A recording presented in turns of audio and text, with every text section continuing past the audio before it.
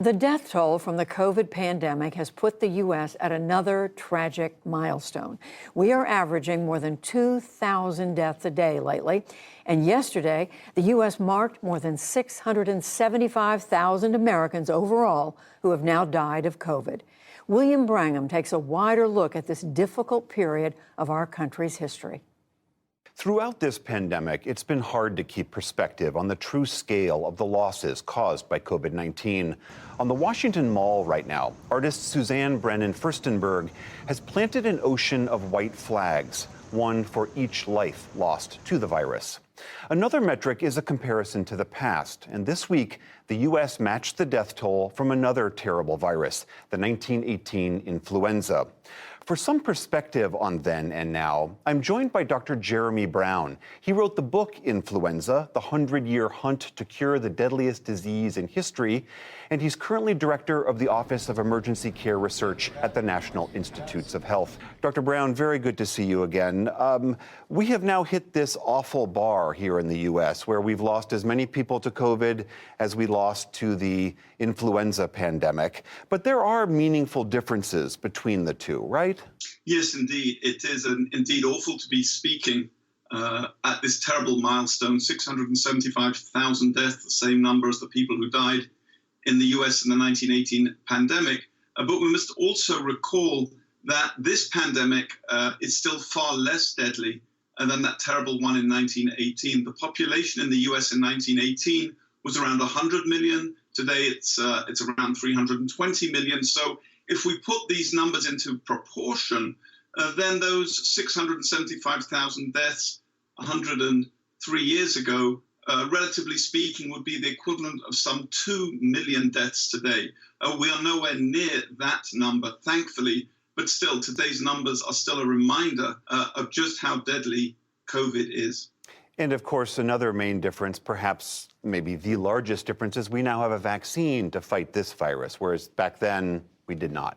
That's right. Back then, not only was there no vaccine for influenza, but people didn't even know what it was that was killing them. This, I think, in many ways was perhaps the most frightening aspect of the disease. Fast forward 100 years later, we knew what COVID was. We knew its genetic makeup within about 3 or 4 weeks of the first cases. And then we developed this incredible series of vaccines in really record-breaking time.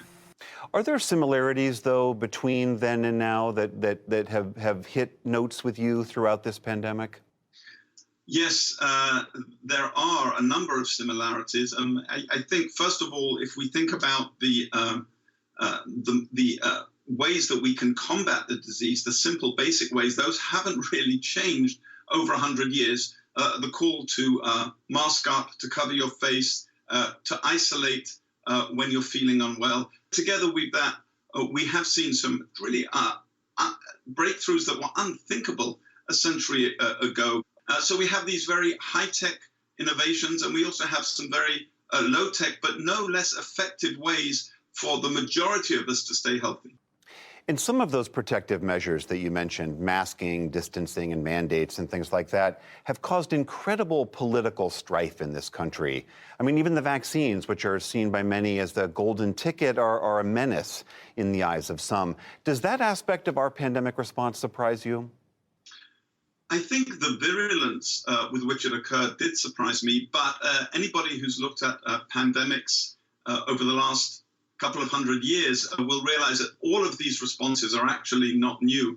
There has been opposition to government-mandated vaccines ever since the smallpox vaccine was around, in the late 1780s, and there were some quite virulent anti-vaccine movements both in England and here in the United States. But there is nothing really new about these behaviors. Although, as I said, I think the number of people who have joined them, I think, is surprising. We didn't see numbers like this, for example, with the movement against smallpox vaccines a couple of hundred years ago. Another striking aspect as I've been watching this is who has actually died from this virus. I know many people have been talking about this statistic of 1 in 500 Americans have died, but within that, racial minorities, blacks and Latinos in America have suffered far worse. I mean, this has been a true tragedy in those communities as well. Yes, I think one of the mantras that we heard at the beginning of the pandemic is that we're all in this together. But the truth of the matter is the pandemic has struck us all in very different ways, depending on where we live, what we do for a living, what our family situation is, and also just which families we are born into. We know that COVID has dropped the average life expectancy here in the US by about 1.5 years. This is indeed awful, but for the African American community, life expectancy has actually dropped by almost 3 years, so much higher than for the rest of the population. And this really shows us again that there are some tremendous disparities that we have, both in our the availability of medicines and treatment therapies, and also in the way that we need to reach out to different communities and invite them to be part of the vaccine relief program. When you look at 1918 America compared to 2020 and 2021 America, is there something about the national psyches then and now that helps us understand how we've responded? I think this is a key point. 100 years ago, we were at the end of the First World War. America was weary.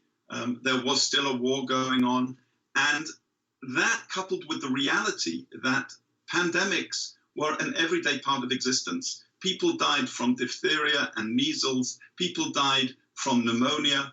And I think we've forgotten just how lucky we are not to have these diseases. It's only really these tremendous advances that we have had both in the area of public health and vaccines that have meant that we have the luxury of not waking up every morning and being afraid of polio or being afraid of diphtheria. I think it's fair to say that there's a real sense of despair in the country right now. I mean, for many people, they thought the vaccines were the light at the end of the tunnel, at least domestically for this virus. But now deaths are up, hospitals are overflowing, Delta is everywhere in the country. Do you think that there is something that we missed at the beginning of this year when we all thought we're coming to the end of this, and it's turned out not to be the case? Well, I think what we have missed is nature's ability to surprise us.